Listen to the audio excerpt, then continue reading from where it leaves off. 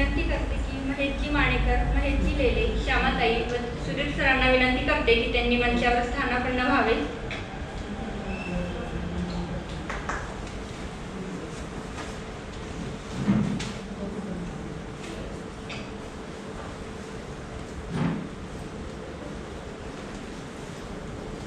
टाळ्या वाजवून मान्यवरांचे स्वागत करायचे.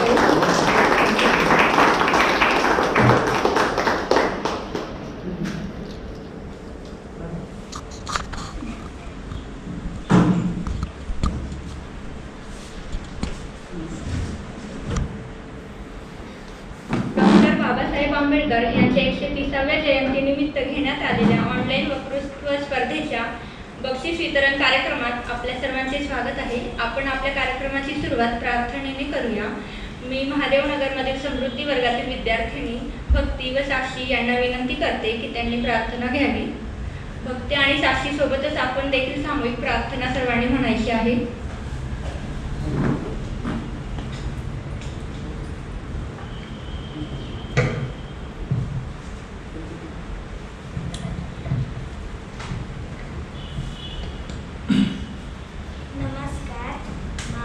गणे तुकेच देवा राही आमुच्या अंतरी गवसुरे स्वानंद सात्विक मानसी देहांतरी सार्थ करीजे जीवनासी ज्ञान ते आम्हास देई झळकते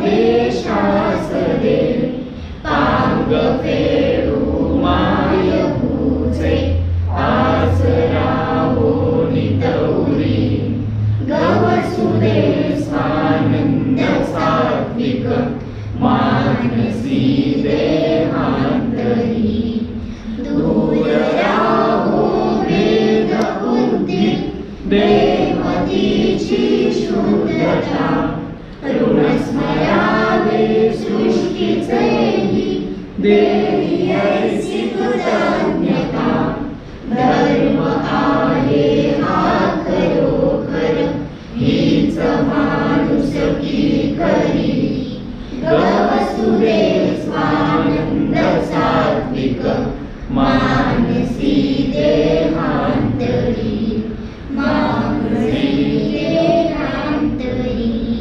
धन्यवाद.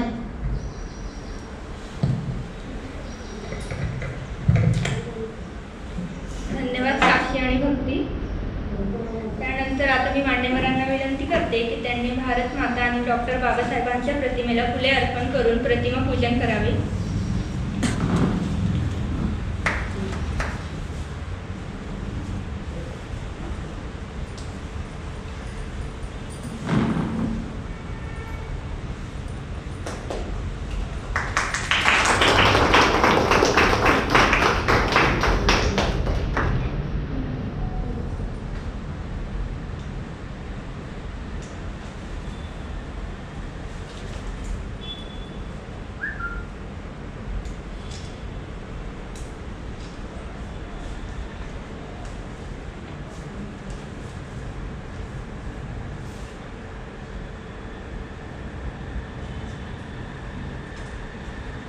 प्रतिमा पूजन संपन्न झालेले आहे.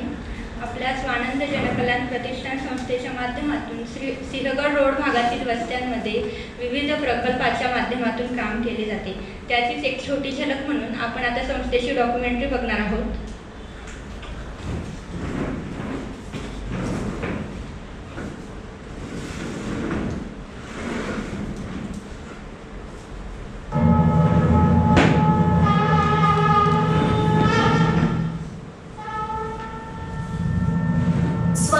जनकल्याण प्रतिष्ठान एक प्रवास. 2010 साली स्वानंद जनकल्याण प्रतिष्ठान या सामाजिक संस्थेची स्थापना झाली. स्वातंत्र्यवीर सावरकर स्मृती व्याख्यानमालेपासून सुरू झालेल्या प्रवासात पुढे गंमत शिबिर, कौतुक सोहळा, दीपसंध्या असे वेगवेगळे उपक्रम सुरू झाले.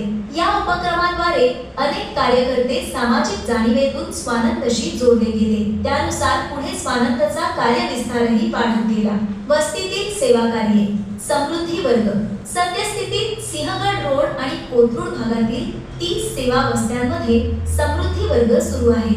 3 ते 12 या वयोगटातील 1000 विद्यार्थी नियमितपणे वर्गांमध्ये सहभागी होतात. यामध्ये प्रामुख्याने प्रेरणादायी गोष्टी, खेळ, गाणी, विशेष दिवसांचं सणांचं आयोजन असे कार्यक्रम या वर्गांच्या माध्यमातून होतात. किशोर दर्पण वर्ग 2017 मध्ये किशोरवयीन मुलामुलींच्या प्रश्नांना प्रतिसाद देता यावा आणि या वयातील मुलांच्या विविध विषयांवर चर्चा होऊन त्यांना सकारात्मक दिशा मिळावी यासाठी किशोर दर्पण प्रकल्पाची सुरुवात झाली. सध्या 9 वस्त्यांमधून हा प्रकल्प सुरू आहे. आरोग्य प्रकल्प ज्या ठिकाणी प्राथमिक आरोग्य तपासणी आणि उपचारांची आवश्यकता आहे अशा वस्त्यांमध्ये संस्थेच्या माध्यमातून 1 दिवसीय 2 दिवसीय प्राथमिक आरोग्य तपासणी शिबिरांचं आयोजन करण्यात येतं. सध्या 3 ठिकाणी साप्ताहिक दवाखाने नियमितपणे सुरू आहेत. महिला जागृती या प्रकल्पांतर्गत पूर्णम संस्थेच्या सहकार्याने महिलांना विविध प्रकारचं प्रशिक्षण देऊन आर्थिक आणि सामाजिक दृष्ट्या आत्मनिर्भर करणं, पोषण आहार, वैयक्तिक स्वच्छता, आनंदी पालकत्व अशा कार्यशाळा सुद्धा महिलांसाठी आयोजित केल्या जातात. कोरोना संकटातील सेवा कार्य कोरोनाच्या भीतीने आम जनता घरात स्वतःला कोंडून बसलेली असताना स्वानंदच्या कार्यकर्त्यांनी मात्र स्वतःची काळजी घेत वस्तीत धान्याचे किट्स पोहोचवण्याचं अवघड काम पूर्ण केलं. यासोबतच वस्त्यांमध्ये आरोग्य शिबिर, आर्सेनिक अल्बम गोळ्यांचं वाटप, आयुर्वेदिक काढा वाटप, सॅनिटरी नॅपकिन वाटप, मास्क वाटप आयोजन करण्यात आलं. आपल्या गावी जाणाऱ्या मजुरांची नाव नोंदणी करण्यासाठी स्वानंदचे कार्यकर्ते पोलीस आणि प्रशासनाच्या मदतीला धावून गेले. त्यांच्या कागदपत्रांची छाननी करणं, त्यांना रांगेत सुरक्षित अंतर ठेवून नोंदणी करण्यास सांगणं, त्यांच्या जेवणाची व्यवस्था करणं ही कामं सर्वांनी केली. टाळेबंदी दरम्यान समृद्धी वर्गातील शिक्षिका, समन्वयक वस्तीतील मुलांच्या सतत संपर्कात राहिले. त्यांनी या मुलांचं मनोधैर्य वाढवलं. 10 बाय 10च्या खोलीत कुटुंबियांना घेऊन खेळता येतील असे खेळ समृद्धी वर्गाच्या शिक्षिकांनी मुलांना शिकवले. वस्तीतील गरजू महिलांसाठी मास्क शिवण्याचं प्रशिक्षण देऊन रोजगाराची संधी त्यांना मिळवून देण्यात आली. आर्थिक स्थिती अत्यंत बिकट असताना मिळालेल्या या रोजगार संधीमुळे या महिलांना आत्मनिर्भर होण्यास मदत मिळाली. कोरोना नंतर उद्भवलेली परिस्थिती पूर्वपदावर आणण्यासाठी समर्थ भारत पुनर्बांधणी योजनेअंतर्गत स्वानंद जनकल्याण प्रतिष्ठान संस्थेच्या माध्यमातून शिक्षण, आरोग्य, स्वावलंबन, समुपदेशन इत्यादी विषयांमध्ये सिंहगड रस्ता परिसरात काम सुरू आहे. स्क्रीन शिवाय शिक्षण घरच्या घरी ऑनलाईन शिक्षणाची सुविधा नसणाऱ्या विद्यार्थ्यांसाठी स्क्रीन शिवाय शिक्षण देण्याचं ठरवण्यात आलं. या योजनेअंतर्गत तज्ञांच्या सहाय्याने परिसरापासून घरातल्या उपलब्ध साधन साहित्यापासून अनेक सहयोगी विद्यार्थी, सज्जनगण, पालक यांच्या माध्यमातून सोप्या पद्धतीच्या अभ्यास पुस्तिका विकसित केल्या गेल्या. दर महिन्याला 1 पुस्तिका विद्यार्थ्यांना वितरित करून त्यांचा पाठपुरावा करणे, आढावा घेणे, आवश्यक तिथे मार्गदर्शन करणे अशी ही योजना आहे. या उपक्रमाचा लाभ 30 वस्त्यांमधून साधारण 900हून अधिक विद्यार्थी घेत आहेत. स्वानंदचे समन्वयक, समृद्धी वर्गाच्या शिक्षिका तसंच स्वयंसेवक, विद्यार्थी मित्र म्हणून या योजनेत सहभागी आहेत. हा उपक्रम अतिशय प्रभावी असल्यामुळे शहरातील अन्यही भागात राबवण्यात येत आहे. यावर्षी कोरोना महामारीमुळे मुलांना जे काहीच अभ्यास होत नव्हता, मग स्वानंद जनकल्याण प्रतिष्ठान या आमच्या संस्थेने मुलांना स्क्रीन शिवाय शिक्षण घरच्या घरी अभ्यास पुस्तिका या मार्फत दिलेला आहे.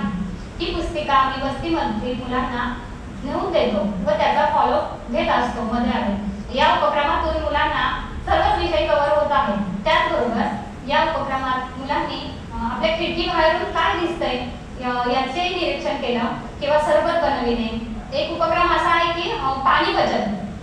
दिवसभरात आपल्याला किती पाणी लागतं, मुलांनी त्यानुसार एक आराखडा तयार केला होता आणि त्यातून आपल्याला किती पाणी लागतं तेवढंच आपण वापरूया हे मुलांनी आई बाबांना सांगितलेलं आहे. अभी कोरोना है, इसकी वजह से स्कूल बंद है. ये माधवी भाभी है, ये पुस्तक देती है, घर से घर अभ्यास कराया और हमारे बच्चे अभ्यास करते हैं घरी और कुछ नहीं आता है तो माधवी ताई घर में जाती है और उनको जो नहीं आता है वो माधवी ताई बताती हैं. शिक्षण संस्थांच्या प्रतिनिधींनीही या उपक्रमाचं कौतुक केलं आहे. सध्या या प्रकल्पाच्या माध्यमातून 3000 विद्यार्थी लाभ घेत आहेत आणि या उपक्रमात सामाजिक संस्था, शिक्षक, विद्यार्थी मित्र सहभागी आहेत. स्मार्ट अभ्यासिका तज्ञ शिक्षकांच्या सहकार्याने 1ली ते 10वीच्या विद्यार्थ्यांसाठी विकसित केलेलं हे सॉफ्टवेअर आहे. या अभ्यासिकेच्या माध्यमातून बदलत्या शैक्षणिक परिस्थितीमध्ये विद्यार्थ्यांना शिकण्याची संधी उपलब्ध करून दिली जात आहे. आमच्या मुलांची कोरोना महामारीमुळे शाळा ते बंद असल्यामुळे स्वानंद स्मार्ट अभ्यासिकेत माझ्या मुलांना पाठवतो आम्ही. शाळेत पूर्ण विषयांचे अभ्यासक्रम ते बाई शिकवतात मुलांना. माझं ऑनलाईन तास चालू आहे, पण मोबाईल नसल्यामुळे तासाला जॉईन करता येत नाही. मी स्मार्ट अभ्यासिकाला येते. मला स्क्रीनवरती शिकायला खूप आवडते. आता कोरोनाच्या महामारीमुळे मुलांचा अभ्यास होत नाही, काय करावं हे पालकांना सुचत नाही. तरी संस्थेने आमच्या मुलांसाठी स्मार्ट अभ्यासिका ही आमच्या वस्तीमध्ये चालू केलेल्या आहे. काही मुलांकडे मोबाईल स्मार्टफोन नसल्यामुळे मुलांचा अभ्यासाचा खूप गोंधळ झाला. मुले आणि पालक दोन्ही खूप गोंधळात होती आणि पालकांचा खूप छान प्रतिसाद आहे. मुलांना रोजच्या रोज ते पाठवत आहे. इथल्या इथे मुलांना शिक्षण मिळते आणि पालकही म्हणतात की जर शाळा सुरू झाली नाही तरी त्यांना काही हे होत नाहीये, कारण का स्मार्ट अभ्यासिकेमुळे त्यांना खूप प्रतिसाद मिळाला मुलांच्या शिक्षणाच्या माध्यमातून. सध्या लॉकडाऊनच्या ह्याच्यामध्ये मुलींचं शिक्षण बंद झालेलं आहे. ऑनलाईन शिक्षणामध्ये पण मुलींना काही अडथळे येत आहेत. स्वानंदने स्मार्ट अभ्यासिका चालू केलेली आहे. मुलं इथे येऊन शिक्षण घेऊन त्यांना गोडी लागलेली आहे आणि मुलांचं शिक्षण पण चांगलं व्हायला लागलेलं आहे.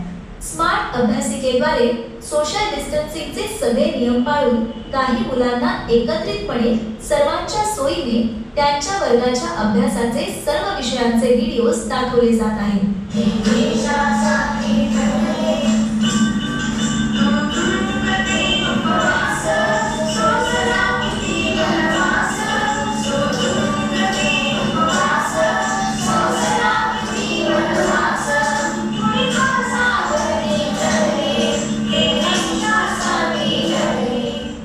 दीपावली शुभेच्छा. सध्याच्या कोविड साथीतून उद्भवलेल्या परिस्थितीमुळे अनेक घरात नेहमीसारखी आनंदी दिवाळी साजरी होणार नाही. अशी घरं निवडून सेवा वस्तीतील 60 कुटुंबांना भेटी देऊन दीपावलीच्या शुभेच्छा दिल्या. सोबत फराळाचे पदार्थ खाऊ पणत्या नेऊन त्यांची आपुलकीने चौकशी केली. अशा वेळी कोणीतरी आपल्याला येऊन भेटतंय, आत्मीयतेने चौकशी करतंय, हेच या कुटुंबांसाठी प्लेझंट सरप्राईज होतं. या सगळ्या सेवेमागे आहे ते केवळ आपल्या समाजाप्रती असलेलं शुद्ध आणि सात्विक प्रेम. आणि या उपक्रमाचं फलित आहे सात्विक स्वानंद. धन्यवाद.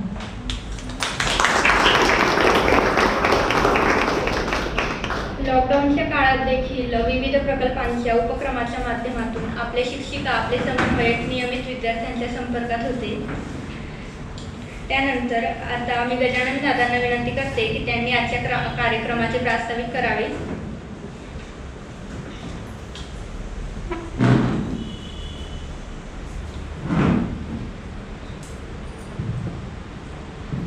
सर्वांना नमस्कार.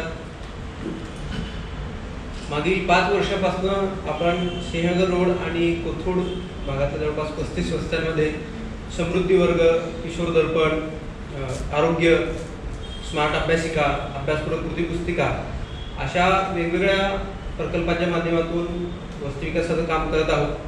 आणि या समृद्धी वर्गामध्ये, किशोर दर्पणच्या वर्गामध्ये आपण सातत्यानं महापुरुषांच्या जयंत्या, उत्सव आपण साजरी करत असतो, वेगवेगळे सण. पण या जयंत्यांना, या उत्सवांना एखादं विधायक स्वरूप यावं, त्यातनं काहीतरी मुलांच्या विचारांमध्ये भर पडावी, पालकांना, शिक्षकांना त्यातनं काहीतरी नवीन गोष्टी शिकता याव्यात, या उद्देशाने यावर्षी आपण ऑनलाईन वक्तृत्व स्पर्धेचं आयोजन केलं होतं. आपण दरवर्षी आंबेडकर जयंतीनिमित्त वेगवेगळ्या कार्यक्रम आपण करत असतो. आंबेडकर सप्ताह असा आपण दरवर्षी साजरा करत असतो. त्यामध्ये वाचन, भाषण करणं, प्रतिमेचं पूजन करणं, हा असा आपला सातत्यानं मागील 5 वर्षापासून करत आहोत. तर यावर्षी कोरोनाच्या काळामध्ये आपण काय करता येईल असं जेव्हा विचार आला, तेव्हा आपण मुलांना वाचनाची तर आवड निर्माण होईलच मुलांमध्ये, त्यासोबत मी जे वाचलंय ते मी किती चांगल्या प्रकारे सादर करू शकतो, मला दिलेल्या टाइम पिरियडमध्ये मी ते बसवू शकतो का, असा विचार करून आपण तो उपक्रम आपण डिझाईन केला. आणि साधारणतः 1ली ते 10वीच्या मुलांचा 4 गट आपण साधारणतः त्यामध्ये केले होते. त्यामध्ये पहिली ते तिसरीचा एक गट होता, चौथी पाचवीचा एक गट होता, 6वी 7वी आणि 8वी 9वी 10वी असे 4 गट होते आणि 4ही गटांना आपण 4 वेगवेगळे विषय दिले होते. आपण छोट्या गटातल्या मुलांना डॉक्टर बाबासाहेब आंबेडकरांचा एक साधा सोपा विषय दिला होता. दुसऱ्या गटांमधल्या मुलांसाठी डॉक्टर बाबासाहेब आंबेडकरांच्या जीवनातील एक प्रसंगावर तुम्ही आपलं मनोगत व्यक्त करा, सर्वांना टाइम फ्रेम बसून दिला होता.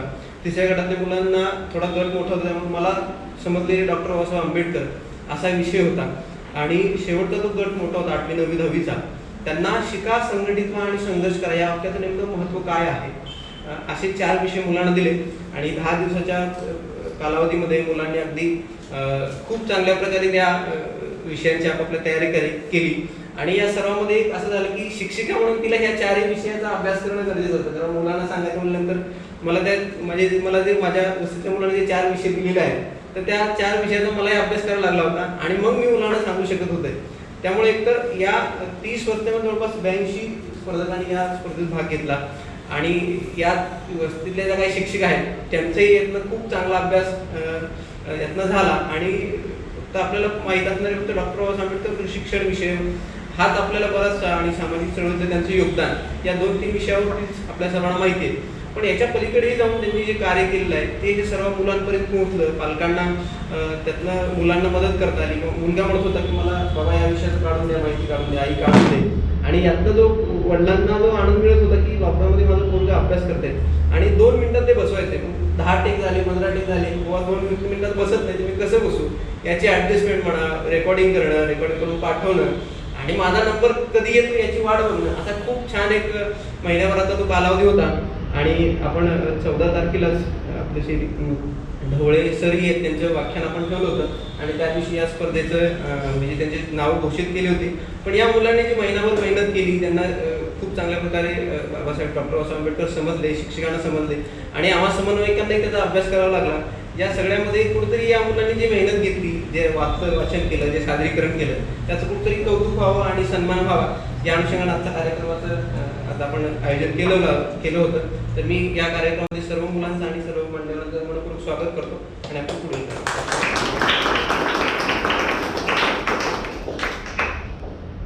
धन्यवाद दादा. आता आपण आपल्या कार्यक्रमाला उपस्थित मान्यवरांचा परिचय करून घेऊया. मी सुजाता ताईंना विनंती करते की त्यांनी मान्यवरांचा परिचय करून घ्यावा. धन्यवाद ताई.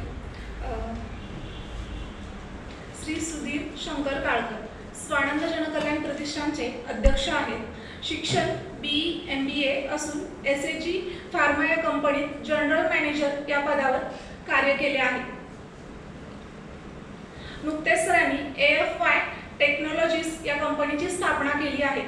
तसेच मुंबईच्या अस्मिता या सामाजिक संस्थेचे संचालक आहेत. शिक्षण प्रसारक मंडळी या संस्थेच्या नियामक मंडळाचे सदस्य आहेत. सरांचे स्वागत आहे. डॉक्टर श्यामाताई घोणसे स्वानंद जनकल्याण प्रतिष्ठानच्या उपाध्यक्ष आहेत ताई. ताईंचे शिक्षण MA B.Ed PhD झाले आहे. गेले 36 वर्ष त्या शिक्षण क्षेत्रात कार्यरत आहेत. ताईंचे स्वागत आहे. माननीय श्री महेशराव लेले सर तृतीय वर्ष शिक्षित व्यवसायाने चार्टर्ड अकाउंटंट आहेत. सिंहगड भागाचे माननीय भाग संघचालक असे दायित्व आहे. सरांचे स्वागत आहे. स्वागत करा.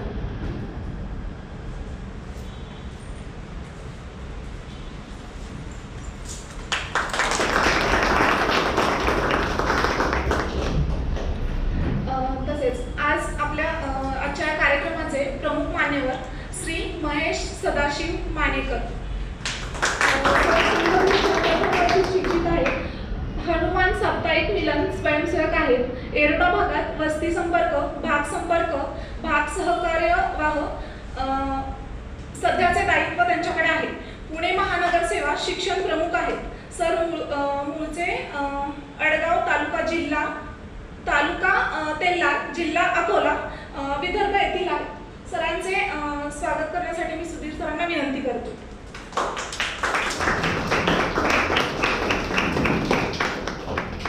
धन्यवाद.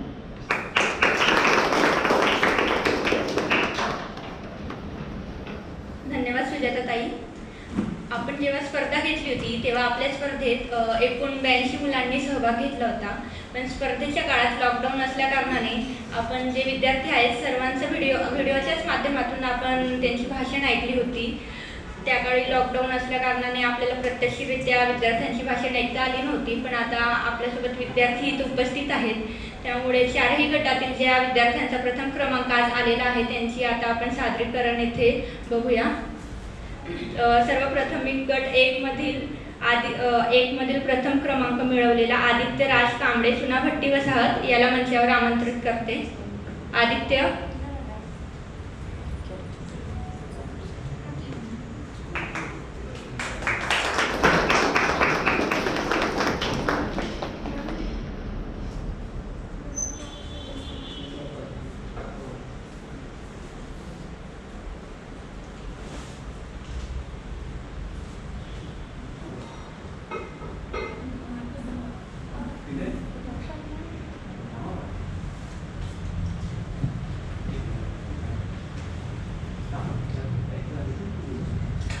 उपस्थित असलेल्यांची मी हे करून येते, ओळख करून देते. श्री रवींद्र बालचंद्र शिंगणापूरकर सर उपस्थित आहेत इथे. श्री सुरेश महल्ले सर हे देखील आपल्या आजच्या कार्यक्रमाला उपस्थित आहे. श्री अभयजी ठक्कर सर आणि श्री मकरंजी पाटील, मंगेश पाटील सर आजच्या या कार्यक्रमाला उपस्थित.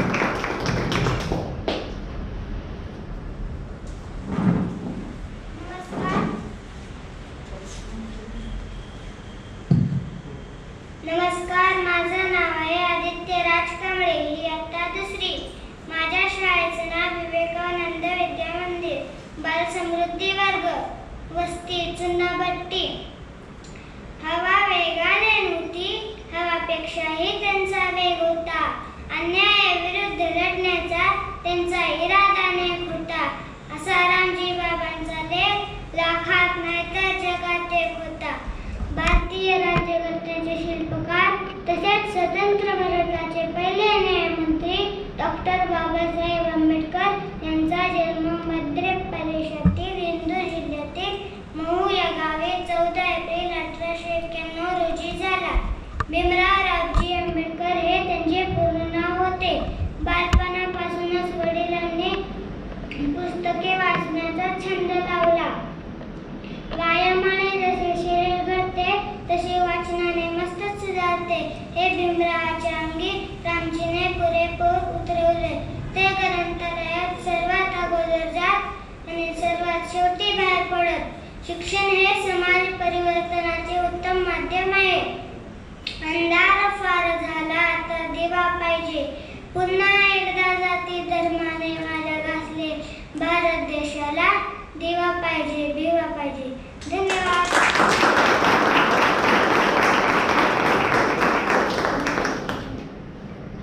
त्यानंतर आपण बघूया गट 2 मधील प्रथम क्रमांक मिळवलेली साक्षी विनोद भालेराव पानमळा वसाहत.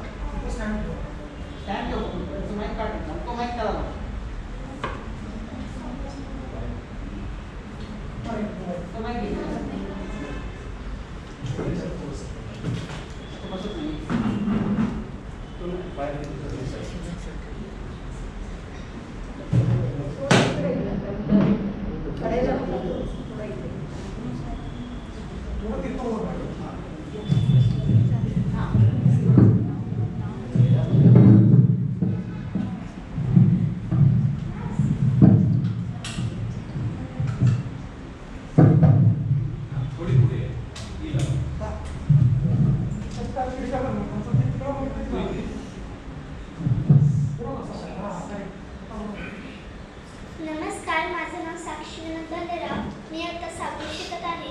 आज मी तुम्हाला डॉक्टर बाबासाहेबांसोबत घडलेला एक प्रसंग सांगणार आहे व माझ्या प्रसंगाचं नाव आहे बाबांची काठी. एकदा काय झालं, डॉक्टर बाबासाहेब पुण्याला आले. अहिल्याश्रम ही संस्था पाहायला आली. अकस्मात आली. त्यांची मोटार भरकन आवारात आली.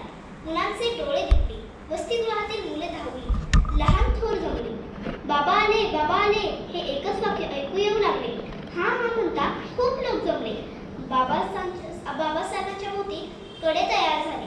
संस्था चालकांची रेदा तिरपीट उडाली व डॉक्टर बाबासाहेब मोटारीतून उतरले व संस्थेच्या इमारतीकडे जाऊ लागले.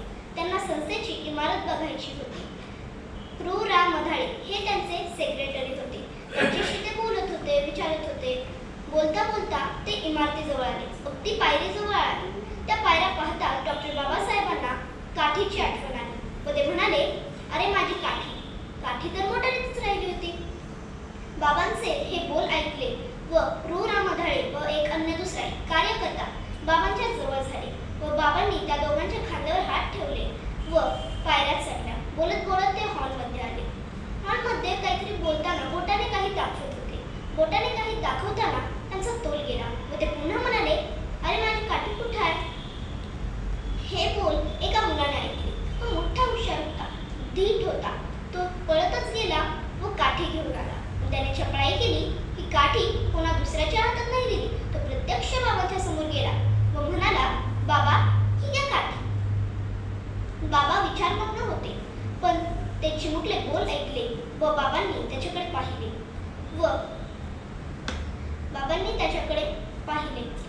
व त्या बालवीराने बाबांचे लक्ष खेचून घेतले.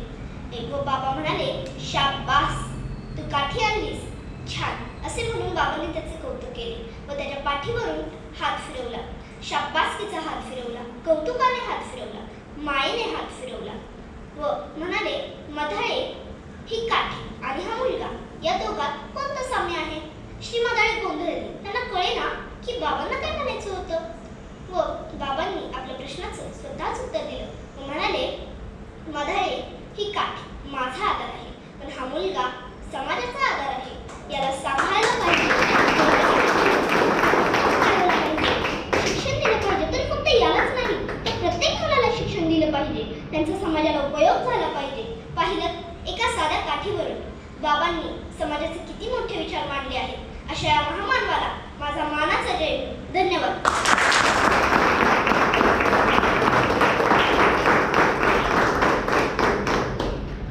यानंतर आपण बघूया गट 3 मधील प्रथम क्रमांक मिळवलेला दादासाहेब गायकवाड, गणेश कॉलनी.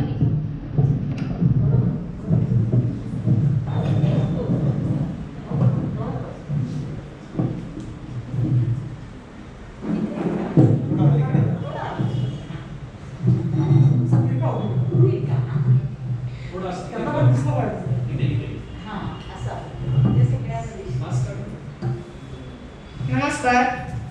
गणेश कॉलनी समृद्धी वर्गातून मी दादासाहेब शाहूराज गायकवाड. माझा विषय आहे मला समजलेले डॉक्टर बाबासाहेब आंबेडकर. हवा वेगाने नव्हती, हवेपेक्षा त्याचा वेग होता. हवा वेगाने नव्हती, हवेपेक्षा त्याचा वेग होता. अन्यायाविरुद्ध लढण्याचा त्यांचा इरादा नेक होता. अन्यायाविरुद्ध लढण्याचा त्यांचा इरादा नेक होता. असा रामजी आंबेडकरचा लेख लाखात नाही तर जगात एक होता. जगात एक होता. भारताच्या पावनभूमीवर अनेक थोर पुरुषांनी जन्म घेऊन या पावनभूमीत देशासाठी आणि देशातील समाजासाठी कार्य केले आहे. आपल्या प्रयत्नांचा पराकाष्ठ करून सामाजिक बांधिलकी, राजनिष्ठा अशा विविध क्षेत्रात नावलौकिक मिळवले. अशा कार्याचा वसा आणि वारसा देशवासियांसाठी दीपस्तंभ म्हणून आजही उपयोगी ठरत आहे.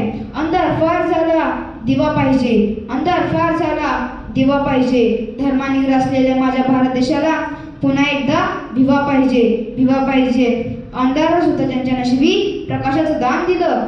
अंधारच होतं त्यांच्या नशिबी प्रकाशाचं दान दिलं. तुमचे मानावे किती उपकार डॉक्टर बाबासाहेब आंबेडकर. तुम्ही संविधान दिलं, संविधान दिलं. मी शेवटचं बोलतो. हा घोट घेत आहे, हा घास घेत आहे.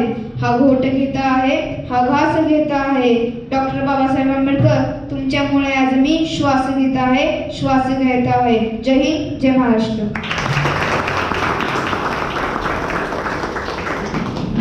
यानंतर आपण बघूया गट 4 मधील प्रथम क्रमांक मिळवलेली जान्हवी परशुराम लेकुरवाडी, महादेवनगर.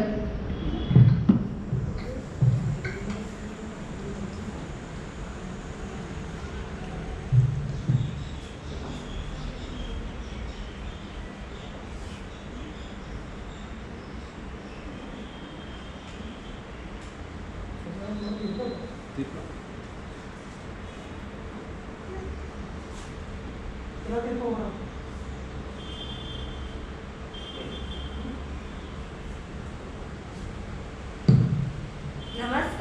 माझे नाव जान्हवी परशुराम लेकुरवाळे, इयत्ता 10वी, किशोर तर्पण वर्ग, महादेवनगर.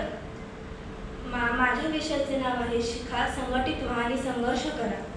बाबासाहेब आंबेडकर यांना शिकण्याची व शिकवण्याची फार आवड होती. शिक्षणामुळेच मानवी जीवनाची उन्नती होते यावर त्यांचा दृढ विश्वास होता. म्हणूनच त्यांनी 20 जून 1946 रोजी पीपल्स एज्युकेशन या संस्थेची स्थापना केली. या संस्थेचा विस्तार नंतर महाराष्ट्रातही झाला. या संस्थेच्या वतीने मुंबई येथे सिद्धार्थ महाविद्यालय काढण्यात आले. त्यानंतर औरंगाबादमध्येही एक महाविद्यालय काढण्यात आले. 1955च्या ऑक्टोबर महिन्यात या महाविद्यालयाचे नाव मिलिंद महाविद्यालय असे ठेवण्यात आले आणि या महाविद्यालयाच्या विस्तीर्ण परिसराचे नाव नागसेवन असे ठेवण्यात आले. तर मुंबईमध्ये निरोप समारंभाचा कार्यक्रम आयोजित केला होता. अस्पृश्य विद्यार्थ्यांची पहिली तुकडी उच्च शिक्षणासाठी परदेशात निघाली होती. दुसरे महायुद्ध नुकतेच संपले होते. बाबासाहेबही या कार्यक्रमात उपस्थित होते.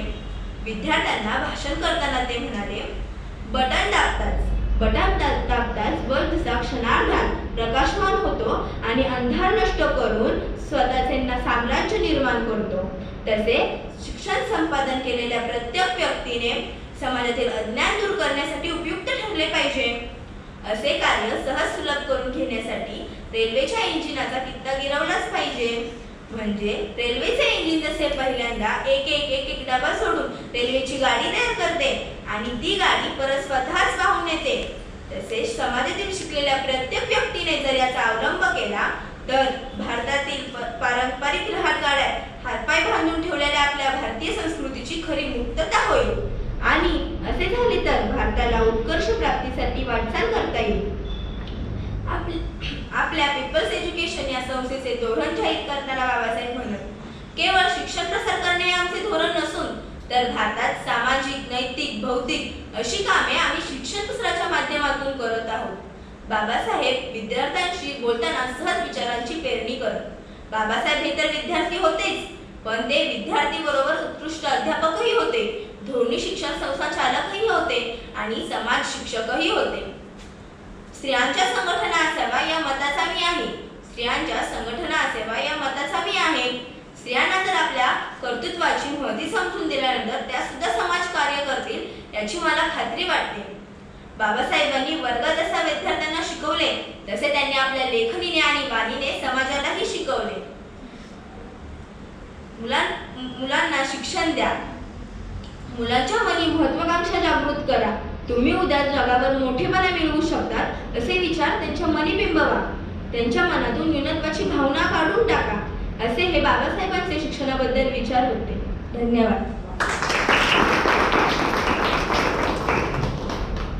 चारही मुलांचे खूप खूप कौतुक. खूप छान सादरीकरण चारही मुलांनी केले. त्यानंतर आता आपण बक्षीस वितरणाच्या कार्यक्रमाला सुरुवात करूया. मी ऐश्वर्याताईंना विनंती करते की त्यांनी मुलांची नावे घोषित करावी.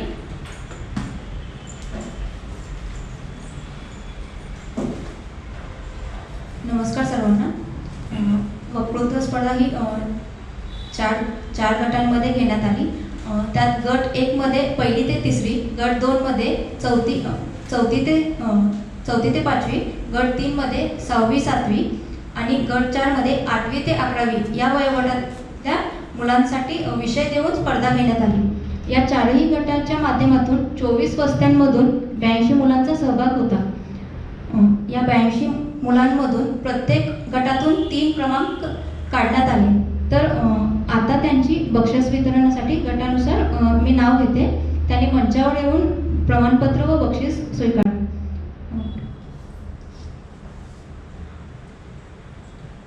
गट 1 मधून प्रथम क्रमांक मिळवला आहे आदित्य राज कांबळे, चुनापट्टी वसाहत. मी महेशजी मानकर सरांना विनंती करते की त्यांनी मुलांना प्रमाणपत्र व बक्षीस देऊन द्यावे.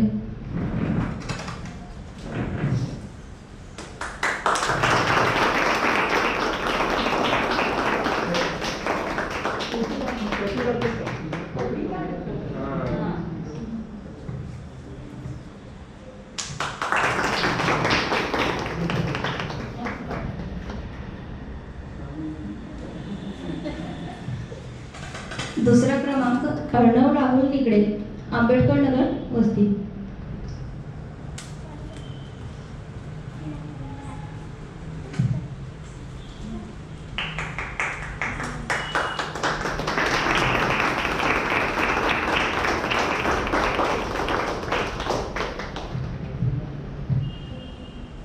तिसरा क्रमांक राजरत्न जीवन लांडगे, पानमाळा 2, वसाहत.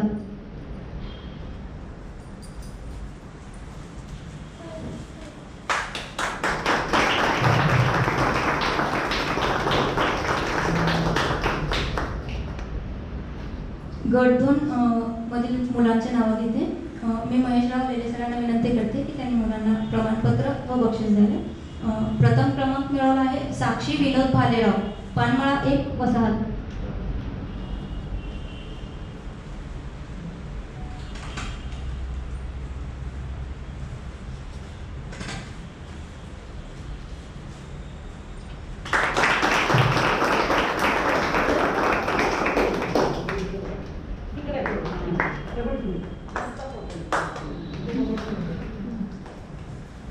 दुसरा क्रमांक पटकवला आहे साक्षी मकरंद कुलकर्णी, महादेवनगर.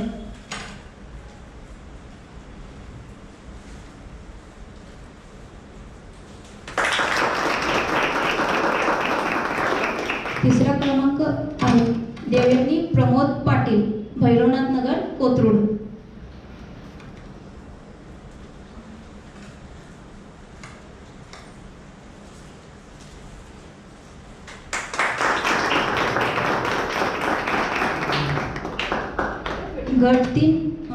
गट 3 मधील विद्यार्थ्यांची नावं घेते मी. मी श्यामाताईंना विनंती करते की त्यांनी मुलांना बक्षीस व प्रमाणपत्र द्यावे. प्रथम क्रमांक मिळवला आहे दादासाहेब गायकवाड, गणेश कॉलनी.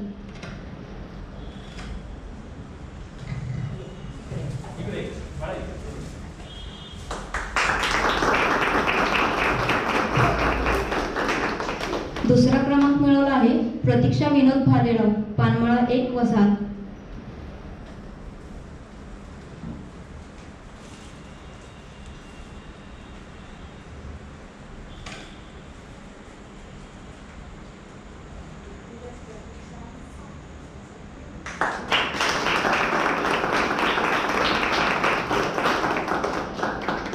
तिसरा क्रमांक मिळवला आहे भक्ती परशुराम लेकरवाडे, महादेवनगर, वसाहत.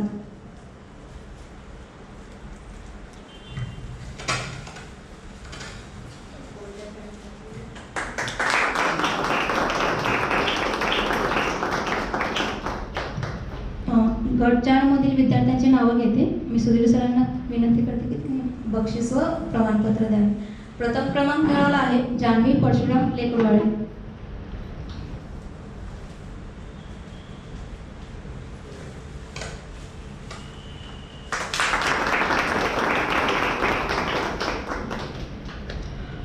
दुसरा क्रमांक मिळवला आहे समीक्षा विनोद भालेराव, पानमाळा 1, वसाहत.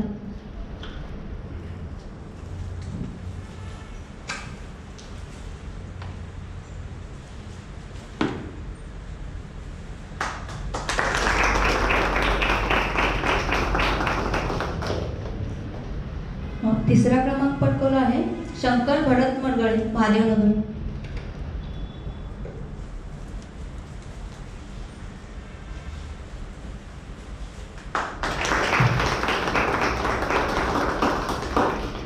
धन्यवाद सर.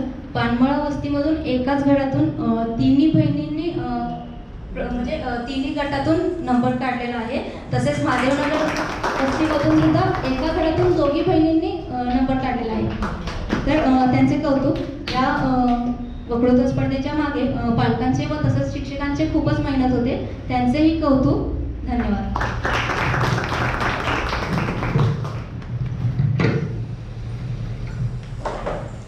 धन्यवाद ऐश्वर्याताई. यानंतर मी आपल्या संस्थेचे अध्यक्ष सुधीरजी काळकर सरांना विनंती करते की त्यांनी आपली मनोगत व्यक्त करावे व संस्थेचा नवीन प्रकल्प सुरू होत आहे त्याबाबत देखील माहिती सांगावी.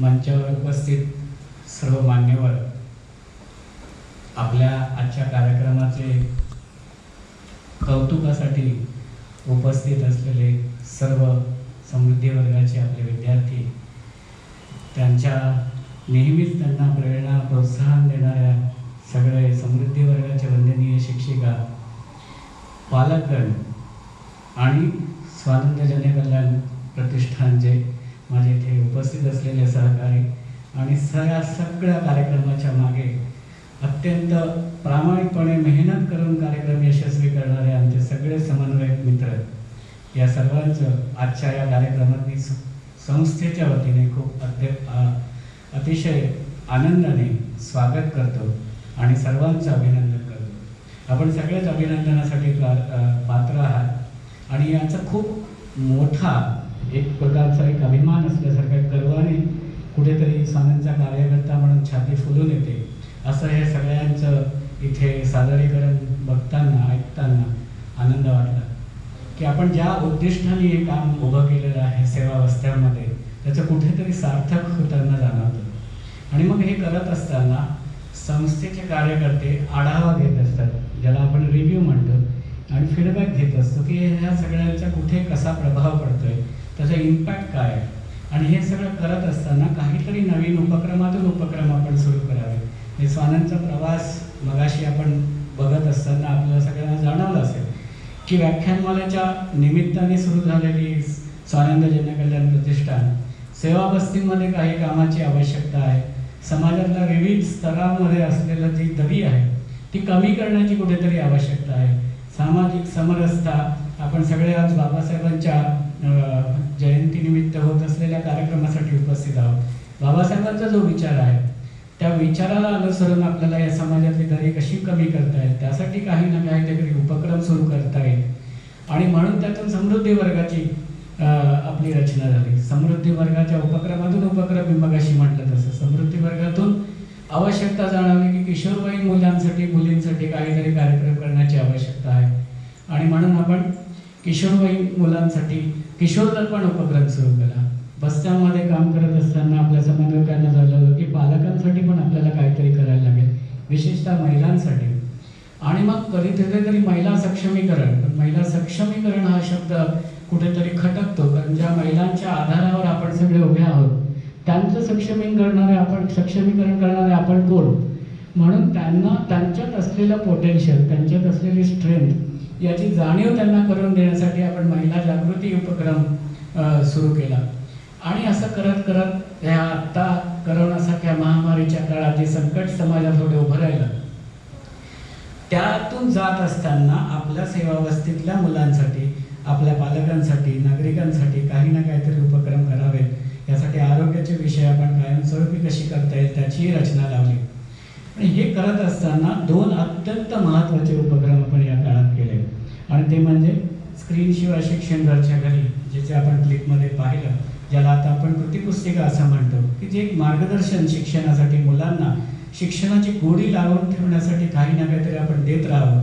कारण समृद्धी वर्गाचे प्रत्यक्ष वर्ग बंद पडले आणि मग कुठेही अंतर पडू नये आपल्या उपक्रमामध्ये, आपल्या ध्येय धोरणामध्ये.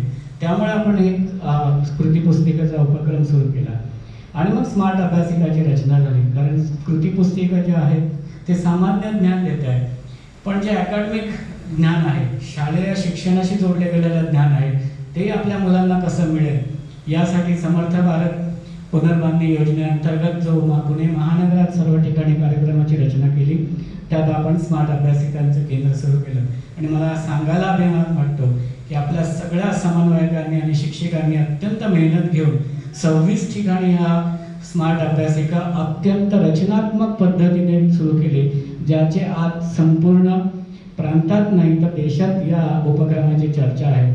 समाज माध्यमाच्या माध्यमातून अनेक शिक्षण संस्थांनी सुद्धा या योजनेचं कौतुक केलेलं आहे. आणि हे सगळं श्रेय आपल्या समन्वयकांना आणि शिक्षकांना जातं.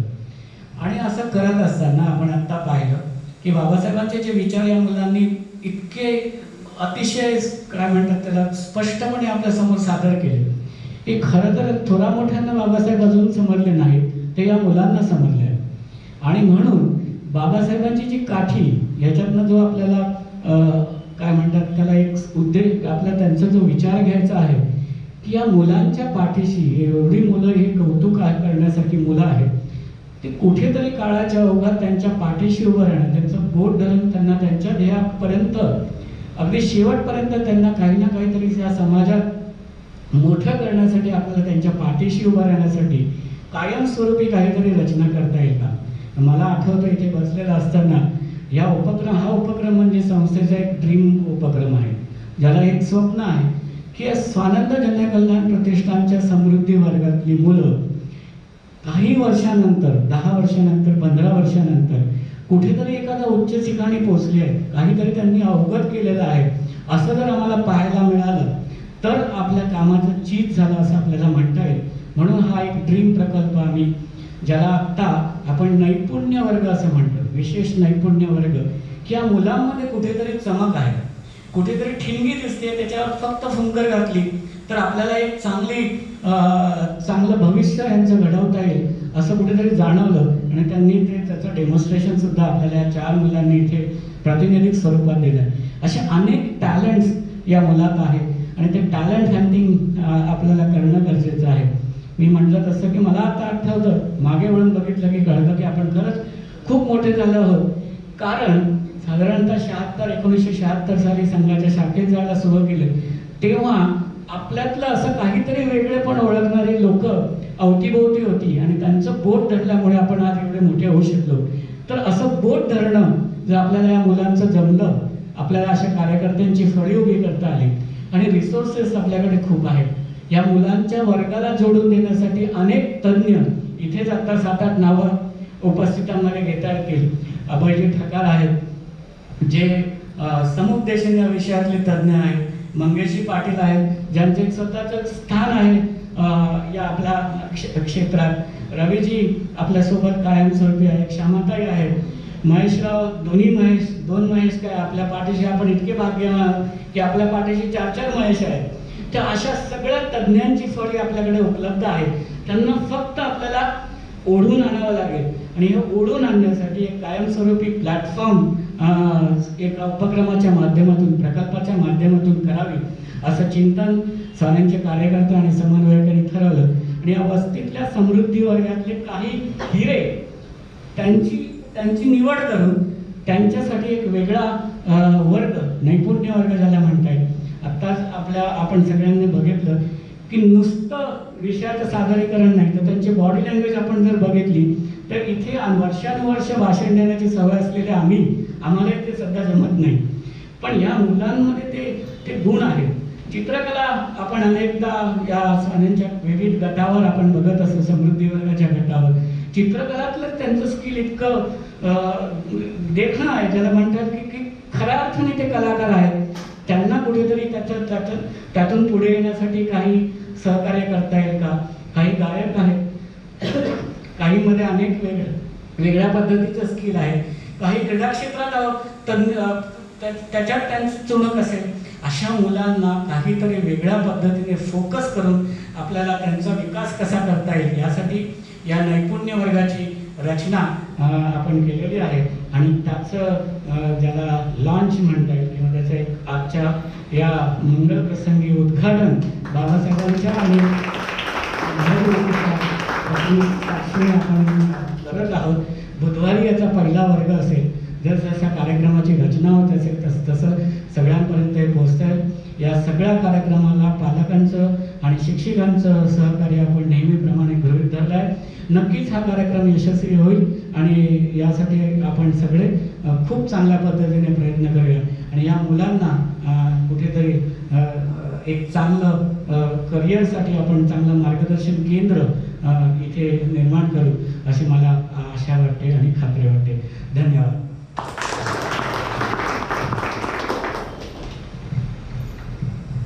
धन्यवाद सर. यानंतर मी श्यामाताईंना विनंती करते की त्यांनी 2 मिनिटात आपले मनोगत व्यक्त करावे.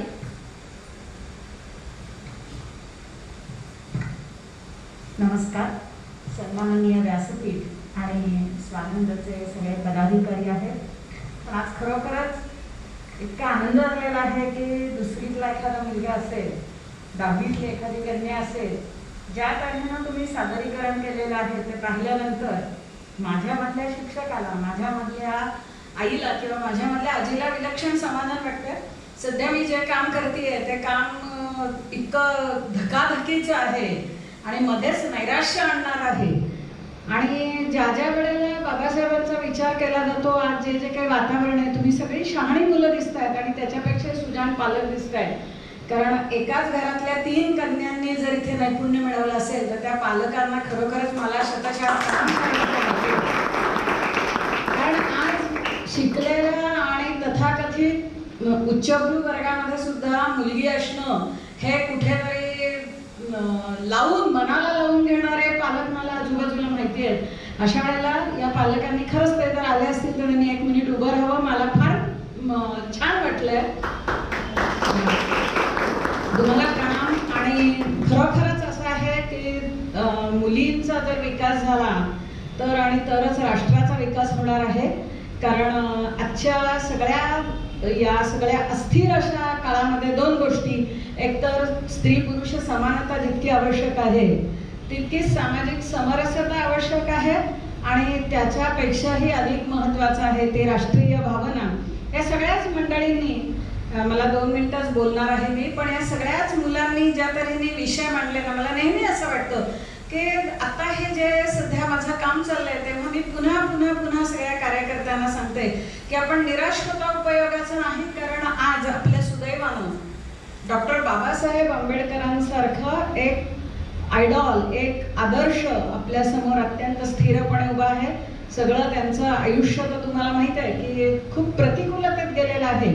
परंतु बाबासाहेबांकडून मी काय शिकले तर एक वाक्य मला बाबासाहेबांचं नेहमी आवडतं आणि तुम्ही ज्या सेवा वस्तीमधून आला इथे तर तुम्हाला त्याचा सतत प्रत्यय येत असेल की बाबासाहेब असं म्हणतो की माणसाने कसं असलं पाहिजे. एक सोपं वाक्य आहे, तव्याचा जाय बुरसा तेव्हा तो होय आरसा. तवा लोखंडाचा प्रत्येकाच्या घरी असतो, खूप बुरसा घेतो त्याच्यावर, गंज घेतो आणि तो गंज असतो तो कधी आळसाचा असतो. मी आताच महेशजींना म्हटलं की बघा मला या मुलांचं कौतुक वाटतं. रूढार्थानं उच्चभ्रू वर्गामध्ये तथाकथित सोसायट्यांमध्ये राहणाऱ्या मुलांना सगळ्या सोयी दिल्या जातात, पण यातली तुमच्या वयाची किती मुलं इथं येऊन ज्या मगाशी म्हणाले काकरजी ते खरंच आहे की ज्या तऱ्हेने तुमची देहबोली होती ना याची, तो एवढासा छोटा ज्या तऱ्हेने उभा होता, पुढे एखादा IAS अधिकारी जसा उभा राहावा ना तशा त्याच्यामध्ये तो उभा राहिलेला होता. सैनिकी शाळेचे अनेक वर्ष मी काही जबाबदारी सांभाळलेली आहे आणि त्यातला प्रत्येकातला जो आत्मविश्वास आहे ना तो, म्हणून मग हा जो आपल्याला बुरसा आहे तो निराशेचा असेल, तो बुरसा अज्ञानाचा असेल, तो बुरसा काही न करण्याचा असेल. मला असं वाटतं मित्रांनो तुमच्यामध्ये तो सगळा बुरसा घालवण्याची ताकद आहे, तुमच्या पालकांमध्ये ती जिद्द आहे. आणि दुसरी गोष्ट मला फार महत्त्वाची वाटते आजच्या संदर्भामध्ये आणि हे सगळ्या निराशेच्या संदर्भात पुन्हा पुन्हा बाबासाहेब आठवतात की बघा की बाबासाहेबांचं माझं एक आता पुस्तक येत आहे आणि त्याच्यामध्ये मी म्हटलं की बाबासाहेबांचं काम हे मला सगळ्या भारतीय संतांच्या पातळीवर महत्त्वाचं वाटतंय. याचं कारण आहे की जसं प्रबोधन करणं, समाजाला जागं करणं आणि जागं करत असताना आपल्या सगळ्या भारतातल्या संतांनी एक महत्त्वाचं कार्य केलं की ते इस्लामच्या आक्रमणाविरुद्ध, परकीय शक्तीच्या आक्रमणाविरुद्ध उभे राहिले. आज रूढार्थानं कुठेही परकीय शक्ती रूढार्थानं दिसत नाहीये, हो ना, परंतु तुम्हाला सगळ्याच सुजाण मुलं आहेत म्हणून मी हे बोलायचं धाडस करते की आपल्या अवतीभोवती असे दबा धरून बसलेले अनेक परकीय शक्ती आहेत. आणि मग अशा वेळेला मला बाबासाहेब हे किती संतांसारखे वाटतात की तुमच्यासारखी जशी कुठेतरी छोटी असताना 4थीला पहिलं बक्षीस मिळालं आणि त्यावेळेला मला मुक्ताबाईंचं एक वाक्य खूप आवडलं होतं की जी आहे जीभ दाताने चावली कोणी 32 तोडली. दाताखाली जीभ आली म्हणून आपण दात तोडत नाही. आता हे मला असं वाटतं की हे खरं नाहीये बरं का, पण जसजसे बाबासाहेब वाचत गेले, विचार करत गेले आणि बाबासाहेबांनी जे भोगलं, मला नेहमी असं वाटतं की अरे उच्चवर्णीय म्हणून मी खूप गोष्टी गमावल्या आणि त्याच्यामध्ये आपण खरंच कल्पना करू शकत नाही की बाबासाहेबांना काय भोगावं लागलं असेल, किती अन्यायाला सामोरं जावं लागलं असतं. असे जर आपण असतो तर आजच्या हिंदी सिनेमाच्या स्टाईलमध्ये मग मी त्याचा प्रतिशोध वगैरे घेतला असता. पण बाबासाहेबांनी बघा मित्रांनो मला फार महत्त्वाचं वाटतं आणि ते तुम्ही तुमच्या सगळ्या बुद्धी, आता तुम्हाला नैपुण्य वर्ग असेल त्याला मार्गदर्शन केलं जाईल, आम्ही तुमच्या बरोबरीने आहोत. पण ते करत असताना एक गोष्ट राष्ट्रही आपल्याला विसरताच येणार नाही. बाबासाहेब ज्या प्रतिकूलतेला सामोरे गेले आणि जेव्हा त्यांना अशी संधी मिळाली, येवल्याला धर्मांतराची घोषणा केली आणि त्याच्यानंतर प्रत्यक्षामध्ये नवबौद्ध धर्माची जी पायाभरणी त्यांनी केली, त्या मधला सगळा 23 वर्षांचा काळ आठवून बघा. बाबासाहेबांना खूप मोठ्या, आजच्या तुमच्या मराठीत बोलायचं तर ऑफर्स आल्या होत्या. कल्पना करा, क्षणभर मी अशी थरारून जाते. आता परवाच एका शिवाचार्यांशी बोलताना मी म्हटलं की ते मला म्हणाले, नाही आम्ही हिंदू लिहिलं तर आम्हाला का देणार? अहो म्हटलं, मला लाज वाटतेय की तुम्ही भारतासारख्या स्वतंत्र राज्यघटना मानणाऱ्या, संविधान मानणाऱ्या देशामधले एका धर्माचं प्रतिनिधित्व करणारे आहात, तुम्हाला काय देणार?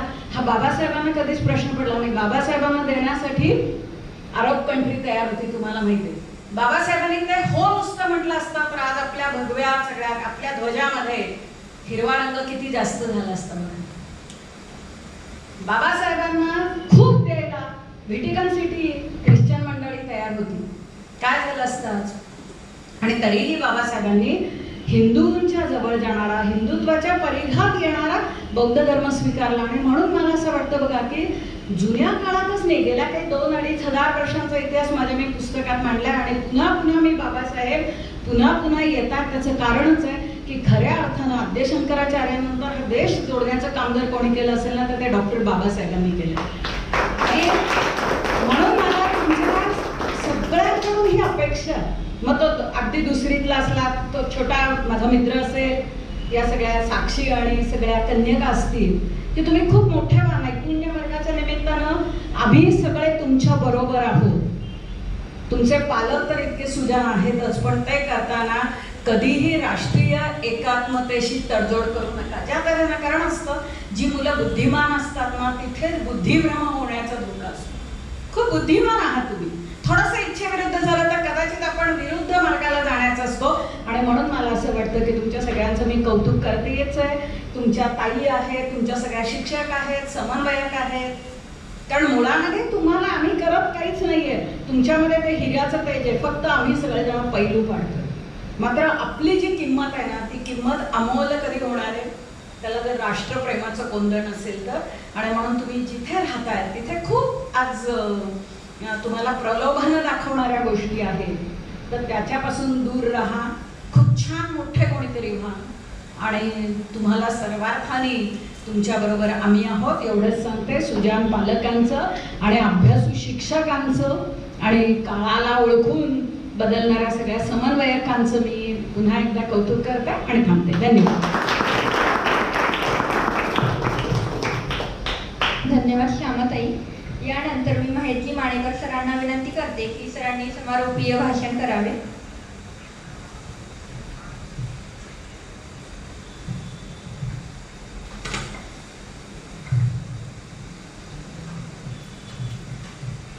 नमस्कार माननीय भाग संघचालक जी, स्वानंद जनकल्याणचे अध्यक्ष सुधीरजी, श्यामाताई, या भागाचे कार्यवाह, स्वानंद जनकल्याणचे पदाधिकारी रवीजी, अभयजी ठकार, सुरेशजी आणि उपस्थित सर्व पालक आणि माझ्या प्रिय विद्यार्थी मित्रांनो, मैत्रिणींनो, एका अत्यंत आगळ्यावेगळ्या कार्यक्रमाचं आज मला प्रत्यक्षदर्शी साक्षीदार होता आलं, याबद्दल मी स्वतःला भाग्यवान समजतो.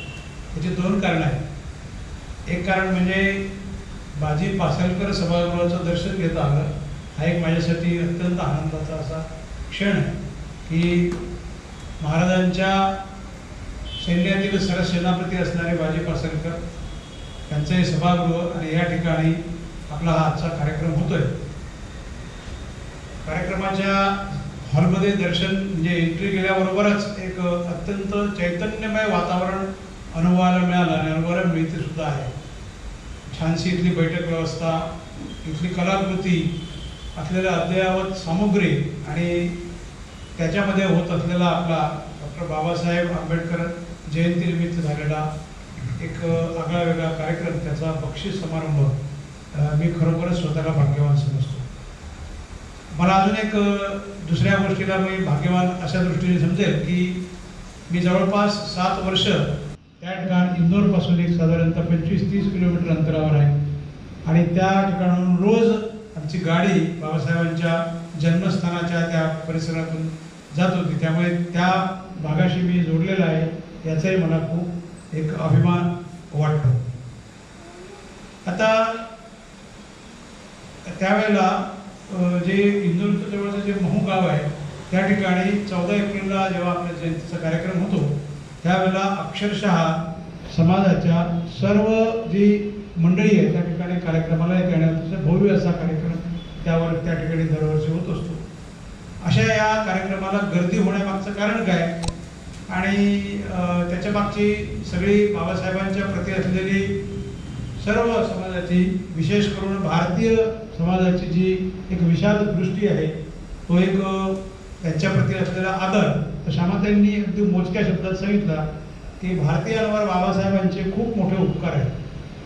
उपकार ते एका दृष्टीने की त्यांनी संविधान तयार केलं, समाजाला शिकण्याचा संघर्ष करण्याचा हे दिला, पण त्याही बरोबर भारतीय उपखंडाचं एकात्मता आणि अखंडता राहण्यासाठीचं दूरदृष्टीपणाने टाकलेलं पाऊल म्हणजे कॉन्शियसली बौद्ध धर्माचा स्वीकार करून या देशावर केलेले अनंत उपकार आहेत. आणि ह्या उपकारामुळेच आज आपण ज्या पद्धतीने श्यामाताईंनी सांगितलं की परकीय आक्रमण होण्याची शक्यता त्या ठिकाणी असलेला शत्रू तो कसा दबा धरून बसलेला असतो आणि त्याच्यातून राष्ट्राचे तुकडे कसे होत जातात हे बाबासाहेबांनी फार चांगल्या पद्धतीने ओळखलं होतं. आणि त्यावेळेला त्यांनी हिंदू धर्मावर आसूड ओढणारे जे अनेक संत महापुरुष होऊन गेले त्या कळीमध्ये बाबासाहेब सुद्धा आहेत. कारण आपल्या ज्या समाजाला आपली स्वतःची अवगुण किंवा स्वतःच्या काही कुप्रथा समजत नाही तो समाज कालांतराने कालबाह्य होऊन जातो, तो संपून जातो. विशेष हिंदू धर्माचं हे विशेष आहे की 1000 वर्षामध्ये अनेक संत महात्मे असे काही पुरुष होऊन गेलेले आहेत की त्यांनी या समाजावर प्रचंड आसूड ओढलेले आहे.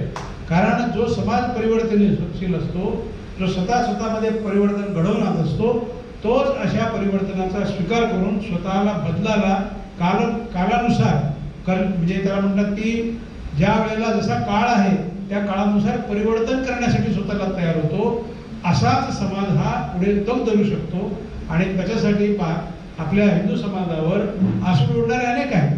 डॉक्टर बाबासाहेब आंबेडकरांनी तर घणाघात केले, पण त्या अगोदर स्वामी विवेकानंदांनी सुद्धा म्हटलेले आहे, त्या अगोदर राजाराम मोहन रायांनी म्हटलेलं आहे, त्या अगोदर ज्योतिबा फुलेंनी म्हटलेलं आहे, त्या अगोदर म्हणजे त्याच काळामध्ये वीर सावरकरांनी सुद्धा अशा प्रकारचे आसूड हिंदू समाजाच्या कुप्रथेवर ओढलेले आहेत. परंतु त्याच वेळेला या हिंदू समाजामध्ये असलेल्या चांगल्या गोष्टींचा स्वीकार करायलाही ते मागे पुढे राहिलेले नाही आहेत. आणि किंबहुना अशा चांगल्या असलेल्या गोष्टींचा स्वीकार आणि ज्या खराब आहेत ज्या वाईट आहेत त्या गोष्टींचा अस्वीकार करून आपल्याला बदलाला सामोरं जावं लागतं. आणि हा बदल आपल्या भारतीय समाजाला या विशेष करून या 60-70 वर्षामध्ये बाबासाहेबांनी जे आपल्या समोर जे मोठं कार्य करून ठेवलेलं आहे त्या कार्याचा एक आपल्याला खरं तर अभिमान सर्वांना वाटायला पाहिजे. आता जो समृद्धी वर्ग झाला किंवा आता जो होऊ घातलेला नैपुण्य वर्ग आहे तर मानसोपचार तज्ज्ञ हे अनेक प्रयोग करत असतात. त्या प्रयोगामधून आपल्याला समाजाची मनस्थिती त्या असलेल्या म्हणजे जो कोणी तिथला समाज आहे त्या समाजाची मनस्थिती त्याच्यामध्ये होणारे बदल आणि त्याच्यात काही आपल्याला घडवून आणायचं असेल तर कशा प्रकारचे कार्यक्रम उपक्रम किंवा शिक्षण पद्धती किंवा प्रयोग कसे करायला पाहिजे त्याचे 1-2 उदाहरण माझ्यासमोर खूप चांगले आहेत, मला सांगायला आवडेल. अशा प्रकारचा संवेदनशील समाज आपले आत्ता स्वानंदचे जे पदाधिकारी आहेत किंवा किंबहुना आपल्या पुणे महानगरामध्ये सेवावस्थांमध्ये जे अनेक प्रयोग चालतात ते संवेदनशील मन असल्याशिवाय होऊ शकत नाही. कारण ज्याचं मन संवेदनशील असेल त्यालाच त्या दुःखाची त्यालाच त्या कष्टाची एक समज आपल्याला निर्माण होते आणि त्याच्यातून आपण काही प्रयोग करायला सुरू करतो. असं मी एका चांगल्या वक्त्यांकडून आपले जे नवलकुंकर सर आहेत त्यांच्याकडून एक छान मी या विषयावरची एक गोष्ट ऐकली होती. आणि एका कार्यक्रमामध्ये होते आणि त्यांनी सांगितलं होतं की मानसोपचार तज्ज्ञ किंवा जे मानसशास्त्रज्ञ असतात ते काय प्रयोग करतात तर त्याच्यामधला एक प्रयोग त्यांनी सांगितला होता. एक मोठा हौद होता, त्या हौदामध्ये पूर्ण पाणी सोडलेलं होतं आणि त्या पाण्यामध्ये इलेक्ट्रिकचा छोटासा करंट पण सोडलेला होता आणि उंदरांची काही पिल्लं त्या हौदामध्ये त्यांनी सोडलेली होती. हौदाच्या 2 टोकाला 2 पाईप बसवलेले होते आणि एका पाईपमध्ये अंधार होता आणि एका पाईपमध्ये छोटंसं लाईट लावलेलं होतं. आता हे जे त्या हौदामध्ये असलेली उंदरांची जी पिल्लं आहेत ती स्वाभाविकच आहे. जेव्हा मनुष्य संकटात येतो त्यावेळेला तो स्वतःचा बचाव करण्यासाठी इकडे तिकडे पळतो आणि तशीच ती उंदरं पळत होती. ते पळत असताना त्यांनी काही उंदरांची पिल्लं ही एका विशिष्ट पाईपमधून जायची आणि परत यायची, कारण तिथे अंधार होता. आणि एका पाईपमधून उजेडामधून ती परत जायची, उजेडातून निघायची, बाहेर यायची, परंतु ते परत हौदामध्ये पडायची. अशा प्रकारचे दोन्हीही पाईप त्या ठिकाणी लावलेले होते. आणि असा साधारणतः काही महिने हा प्रयोग त्यांचा चालू राहिला. त्यांनी त्या उंदरांना बाहेर काढलं आणि नंतर काही दिवसांनी जेव्हा त्या उंदरांची नेक्स्ट पिढी आली, जे आपण म्हणतो प्रजनन झाल्यानंतर दुसरी पिढी जी येते, त्या दुसऱ्या पिढीतल्या उंदरांच्या पिलांना त्या हौदामध्ये परत सोडलं आणि त्यांना आश्चर्यकारकरित्या हेच पाहायला मिळालं की ज्या उंदरांची पिलं जी त्या अंधारा असलेल्या पाईपमधून जात होती त्याच पाईपमधून ती पुढे गेली आणि जी उजेड असलेल्या पाईपमधून जात होती ती त्याच उजेड असलेल्या पाईपमधून गेली. असा एक प्रयोग त्यांनी निष्कर्ष काढला. म्हणजे आपल्याला एक लक्षात येतं की जशा प्रकारची पिढी आपण घडवण्यासाठी जो प्रयत्न करू, जे संस्कार, जे शिक्षण, जे आपण पिढीला घडवू, ती पिढी बरोबर आपली पुढची पिढी तशाच प्रकारची घडत जाते. आणि म्हणून आपण आता जे काही आपण समृद्धी वर्ग, किशोर दर्पण किंवा स्क्रीनशिवाय शिक्षण किंवा अजून असे जे काही प्रयोग आपण करत आहोत, तर हे एक आपण नुसता प्रयोग नाही आहे, नुसतं एक टिकमार्क करणारी ॲक्टिव्हिटी नाही आहे. आपण हे जीवन घडवणारी कृती आपण करतो आणि त्याच्यामध्ये विद्यार्थ्यांचा सहभाग आहे, पालकांचा सहभाग आहे. ही खूप आनंदाची आणि अभिमानाची गोष्ट आहे. याचबरोबर एक प्रयोग असा एका मानसशास्त्रज्ञाने केला की त्या मानसशास्त्रज्ञांनी एक मोठी खोली केली. त्या खोलीमध्ये काही विद्यार्थी सोडले आणि विद्यार्थ्यांच्या त्या सोडल्यानंतर त्या विद्यार्थ्यांच्या त्या खोलीच्या आजूबाजूला अत्यंत चांगली अशी खाण्याचे पदार्थ ठेवलेले होते. त्या खाण्याच्या पदार्थामध्ये चांगले चांगले खाण्याचे पदार्थ होते आणि विद्यार्थी तिथे ठेवले होते. आणि त्यांना सांगितलं होतं की सूचना दिल्याशिवाय या ठिकाणी कोणी खाणार नाही, सूचना दिल्याशिवाय कोणी खाणार नाही. आणि आपल्याला माहिती आहे की सर्वसाधारण स्वभाव असा असतोच की कोणी पाहणार नाही आहे आणि तिथे कोणी शिक्षक नाही, तिथे कोणी सांगणार नाही आहे. आणि त्या शिक्षकाने ते खोली बंद केली आणि नंतर त्यांनी ऑब्झर्वेशन केलं तर त्याच्यामध्ये संयम आणि धैर्य ठेवणारी मंडळी फार थोडकी होती. आणि नंतर त्यांनी त्या अशा अनेक विद्यार्थ्यांचा जेव्हा आढावा घेतला, पुढे रिव्ह्यू घेतला, तर अशी जी संयमित आणि धैर्य असणारी जी पिढी होती किंवा विद्यार्थी होते ते जीवनामध्ये खूप यशस्वी झाले आणि त्यांचा खूप त्या ठिकाणी म्हणजे प्रगती झाली. तर आपल्याला आज आपण या ठिकाणी आहोत, पण आपण लगेच यातून यशस्वी होऊ, लगेच आपण काहीतरी मोठं होऊ असं न मानता आपल्याला धैर्य आहे, संयम आहे, छोटे छोटे पावलं पण दमदार पावलं टाकत जर आपण गेलो तर नक्कीच आपण एक मोठं यशाचं शिखर गाठू शकतो. आपल्या सर्वांना माहिती आहे की माउंट एव्हरेस्टची उंची जी आहे ती साधारणतः 8,444 फूट आहे, बरोबर आहे ना. 8,444 फूट त्याची उंची आहे. पण हे उंचीचं शिखर गाठायचं असेल तर आपल्याला काय करावं लागेल, काय करण्याची आवश्यकता आहे? तर एकच आवश्यकता आहे की आपलं जे 1.5 फुटाचं पाऊल आहे ते 1.5 फुटाचं पाऊल उंबरठ्याच्या बाहेर पहिल्यांदा टाकावं लागेल. जर का ते आपलं उंबरठ्याच्या बाहेर 1.5 फुटाचं पाऊल पडेल तर 8,044 फूट पादाक्रांत करायला आपल्याला वेळ लागणार नाही. म्हणजेच आपल्याला जर एखादा कार्य आपल्या स्वतःत बदल घडवून आणायचा असेल तर ते स्वतःपासून त्याची सुरुवात करावी लागेल, स्वतः बाहेर पडावं लागेल. ते 1.5 फुटाचं पाऊल जर आपण उंबरठ्या बाहेर पाडलं तर आपण 8,044 फुटाचा जो माउंट एव्हरेस्ट आहे तो सहजपणे पादाक्रांत करू शकतो. त्याची अट एकच आहे की ती आपण आपल्यापासून सुरुवात करायला पाहिजे. आणि असा एक चांगला उपक्रम जो आहे तो उपक्रम आपण आता या ठिकाणी सुरू केलेला आहे. या विषयाची चांगल्या ठिकाणी माहिती दिलेली आहे. सुधीरजींनी सांगितलं की पूर्ण पुणे महानगर आणि महानगराच्या बाहेर सुद्धा हे चांगले चाललेले प्रयोग आपण सर्वदूर पोहोचवलेले आहेत. मी सर्व विद्यार्थी मित्रांना, मी जेव्हा तो पहिला आपला जो विद्यार्थी आला होता त्यावेळेला मी सहजच माझं बालपण मला आठवलं आणि लोकमान्य टिळकांवरचं भाषण द्यायला मी 4थ्या वर्गामध्ये उभा राहिलो होतो आणि माझं भाषण त्यावेळेला झालं. आणि मी खरं सांगतो, तो माझा व्यक्तिगत अनुभव आहे की अशा प्रकारची जी सभाधीट विद्यार्थी जी होतात त्यांना बोलण्याची, त्यांना एखादा विषय चांगल्या पद्धतीने मांडण्याची सवय होते, ते निश्चितपणे आपल्या आयुष्यामध्ये काही ना काही चांगलं नक्की करून दाखवतात. अशा प्रकारचा माझा स्वतःचा वैयक्तिक अनुभव आहे. आणि असे अनेक जण आपण पाहतो की जो आपले विचार स्पष्टपणे व्यक्त करू शकतो, मांडू शकतो, सहज व्यक्त होऊ शकतो, अशा व्यक्तींना या समाजामध्ये काहीही कमी पडू शकणार नाही आहे असा माझा स्वतःचा आत्मविश्वास आहे. आपण सर्वांना एक पुन्हा खूप शुभेच्छा. या सर्व उपक्रमाला चांगली उपस्थित राहू. आपण या कोरोना कालखंडामध्ये कुठल्याही सेवावस्ती अशी झालेली नाही पुणे महानगरातली की त्या ठिकाणी आपण काही ना काही काम केलेलं आहे.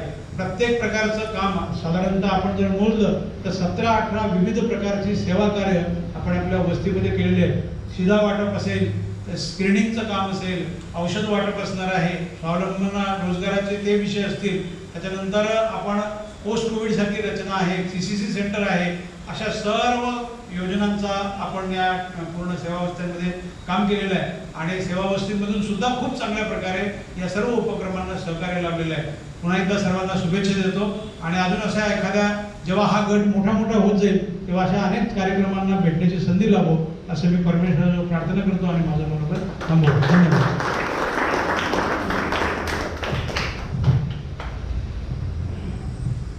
आता इथे मान्यवर उपस्थित आहेत आणि आपल्या सगळ्यांच्या माहितीसाठी मधल्या काळात मी जे उपक्रम आपण म्हटलं तर प्रौढ शिक्षण हा एक साधारणतः थोडासा दुर्लक्षित राहिलेला विषय काम करण्याची संधी आपल्याला लाभली.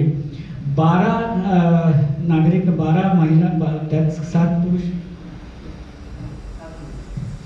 महिला आणि 5 पुरुष अशा 12 जणांना आपण 12वीच्या परीक्षा देण्यासाठी मार्गदर्शन केलं आणि त्यात 7 जणांचे निकाल लागले आणि 7ही जण 70 ते 90% उत्तीर्ण झाले. 5 जणांचे निकाल राखीव आहेत. काही तांत्रिक अडचणीमुळे ते निकाल आपल्याला आता उपलब्ध नसल्यामुळे आपण त्याचं वृत्त संकलित करण्याची अजून प्रक्रिया थांबली आहे. पण हा एक छान उपक्रम आपला झालेला आहे आणि आपण शिक्षिकांना आणि वस्तीतल्या महिलांना आणि पुरुषांना शिक्षण पूर्ण करण्यासाठी मी म्हटलं बाबासाहेबांची काठी आपल्याला होता आलं तर त्याचा प्रयत्न आपण कसा करत आहोत त्याचं एक छोटंसं उदाहरण आठवलं म्हणून सगळ्यांसाठी शेअर केलं. धन्यवाद.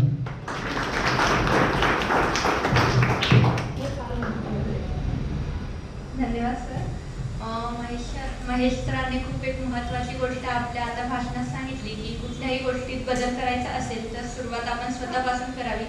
तर नक्कीच मुलांनी ही गोष्ट लक्षात ठेवावी आणि आपल्या स्वतःमध्ये वाईट गुण असो किंवा वस्तीतली कुठलीही एखादी गोष्ट तुम्हाला बदलायची असेल तर त्याची सुरुवात तुम्ही स्वतःपासून करा हे मी सांगेन. आणि आपल्या तीनही मान्यवरांनी मनोगत व्यक्त केलं त्याबद्दल मी त्यांचे आभार मानते. आणि आजचा आपला कार्यक्रम संपन्न झालेला आहे. आभार प्रदर्शनाच्या कार्यक्रमासाठी मी निलेश दादांना विनंती करते की त्यांनी आभार व्यक्त करावे.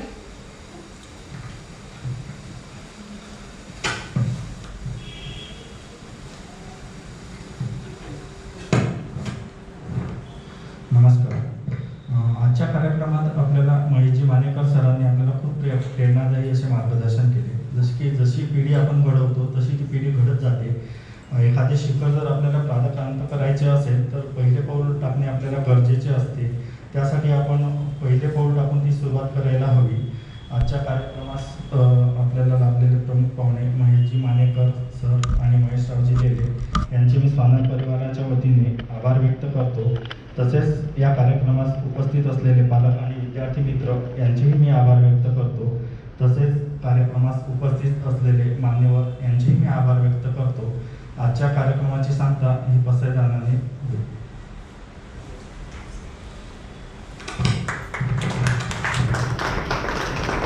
सामूहिक पसायदानाने आपण सांगता करूया. निरंजनीताई सुरुवात करून देतील पसायदानाची.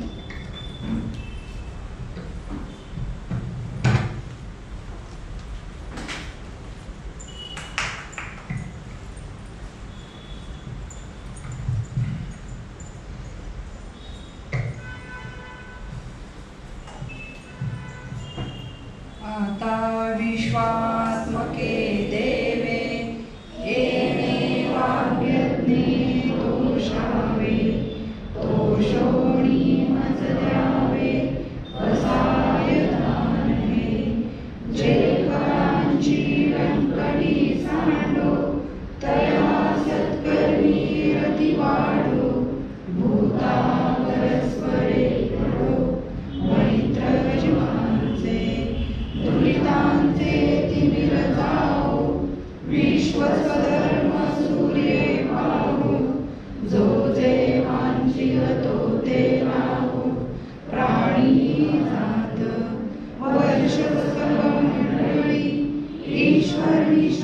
आमची मांदियाळी अनवर्त मंडळी भेट तू भूता चला कल्पतरूचे आरव चेतना चिंतामणीचे गाव बोलतेचे अर्णव पियुषांचे चंद्रमेचे आचरण मार्तंडचे तापहीन ते सर्वांनी सदा सज्जन सोय रे होतु किंबहुना सर्व सुखी पूर्ण होली तिनी लोकी भजितो आदि पुरुषी अखंडित आणि ग्रंथोपजीविये विशेषी लोकिये दृष्टा दृष्ट विजय ओवारेची एक म्हणे श्री विश्वेश्वराहो आहोरी हरान पसाहो येणे वरे ज्ञान देव सुखिया झाला सुखिया झाला सुखिया पारितोषिक विजेते विद्यार्थ्यांनी आपलं बक्षीस आणि प्रमाणपत्र घेऊन या. आपण एक सामूहिक फोटो काढूया.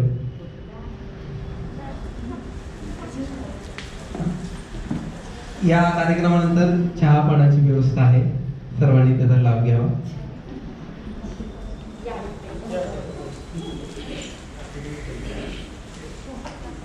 अभय सर, सुरेश सर,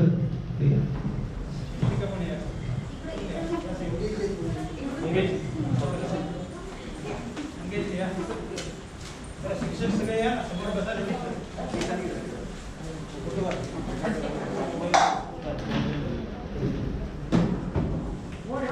सगळ्या शिक्षकांनी बसा. ते दोघांना पुढे मागे शिक्षक संयोजक सगळे समोर बसा, आम्ही फोटो काढतो.